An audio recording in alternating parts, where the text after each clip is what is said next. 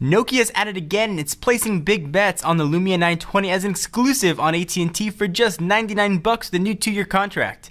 Is the company's latest Windows Phone device a large improvement over its previous efforts? Can it woo more customers to Microsoft's budding platform? Let's go ahead, check it out, and see for ourselves.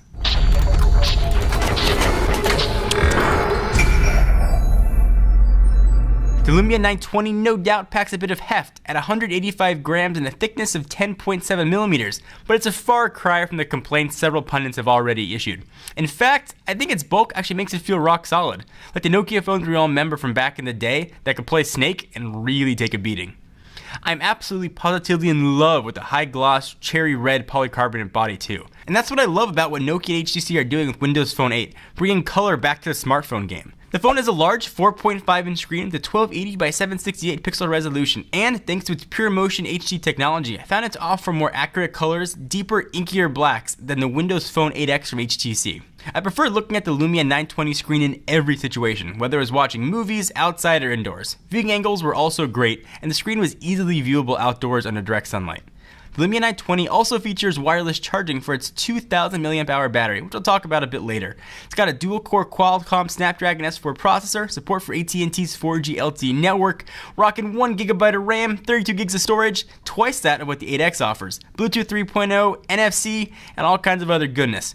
What you're not going to find though is Beats Audio, which I really liked on the Windows Phone 8X, but I prefer the industrial design, the display, and Nokia software bundles over the Windows Phone 8X so far. Speaking of software, let's go ahead and dive right into that. We talked about Windows Phone 8 a great deal in our HTC 8X review, since it was the first smartphone that we'd reviewed running the new operating system, so we'll spare you the basics about NFC support, sizable start screen tiles, and other features. Instead, I'll talk about what Nokia has included that makes the Lumia 920 stand out against other devices. If you want to see the 8X review though, we'll have a link down below. First, the Finnish phone maker included its own Drive, Maps, Music, and City Viewfinder on the Lumia 920. All add value and are completely free with the phone. Drive works really well for turn-by-turn voice-guided navigation. For example, you can even save maps for offline use when a cell signal is just not available. Nokia Music is a surprisingly pretty solid store for shopping for songs, even for finding out about local concerts in your area. City View is a really cool augmented reality application in concept, but it's not really that useful yet. It works, don't get me wrong. It correctly showed me all the nearby coffee shops, but you don't want to just go stumbling down the street using it as a viewfinder. I'm not sure how much it can be improved though. It's just not that useful seeing a bunch of floating icons on the screen when I can easily use maps and find a point of interest much quicker. The application selection for Windows Phone 8 is still a major weak point, especially against iOS and Android. Microsoft could take the stage and show off live tiles all at once,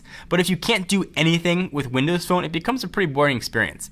The great apps just aren't there yet, folks, but Microsoft has promised 45 to 50 of the top apps from other app stores.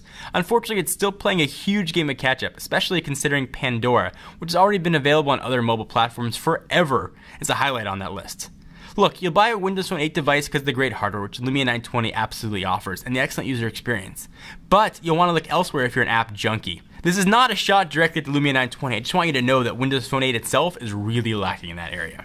So let's talk about the camera. The Lumia 920 offers an 8.7 megapixel camera with a Carl Zeiss lens and the company's PureView technology that was first introduced in the PureView 808. Images are crisp, colorful, and accurate in pretty much every scenario. The low light performance is like magic, but it didn't always produce awesome results. I held the phone several times in super dim conditions where most phones wouldn't take a great shot, and I snapped a photo. Suddenly the screen lit up after being completely dark with a bright image, as if it hadn't been shot in a dark environment at all. When I compared it to low light images to those shot with my iPhone 5, arguably the best smartphone camera on the market though, I found that the iPhone's shots were a bit sharper, less blurry than those with the 920, which I really wasn't expecting. That is especially true if there were any lights in the image, such as those on my keyboard.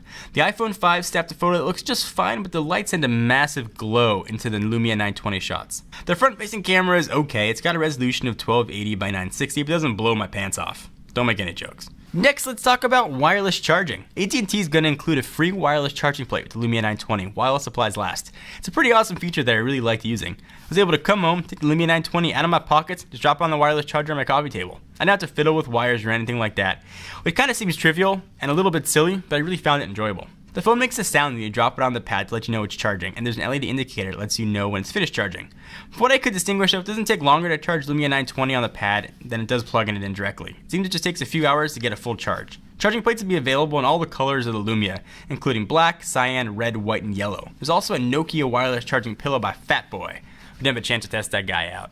Probably because he ate it. Alright, next let's talk about battery life, data, and call quality. Lumia 920 packs a 2000 mAh battery that's rated for up to 9 hours of talk time over 3G. I was able to easily get through a full day without having to drop it on the wireless charging pad once, and that's become my benchmark for most smartphones these days. Several times I woke up with it next to me with a full charge, but I mostly kept it on its charging pad since it was just easy to cruise by, toss it out of my pocket, and walk out the door. Data speeds were really solid on AT&T's 4G LTE network, and I was able to download full albums on the Xbox Music Store in just a few minutes while I was walking to the coffee shop. Obviously though, it's going to depend on your location. I used the Lumia 920 as my primary phone for a few days and didn't experience really any dropped calls. Everything sounded perfectly clear, speaker was adequate, especially during a Techno Buffalo conference call. Everybody could hear me yelling at him clearly. So what's the verdict on the Lumia 920? I'm really going to miss it when I have to send it back. To me, Nokia really has hit the nail on the head with the style of software and hardware. The cherry red color really made it stand out in my memory against any other phone I've tested recently, and it's leaps and bounds ahead of the Lumia 900. It's so excellent that all the complaints about the heft have me baffled, but I suppose there's always something to call out in a smartphone. Windows Phone 8 does need work. It still doesn't have as many applications as Android and iOS, but that's okay. It's a fledgling platform, just needs time to grow. And frankly, I'm judging Lumia 920 for what it is. A Windows Phone 8 built on great hardware. The camera's wonderful, even if the close-up shots make it look a bit blurry. I still prefer my iPhone 5 for most camera situations.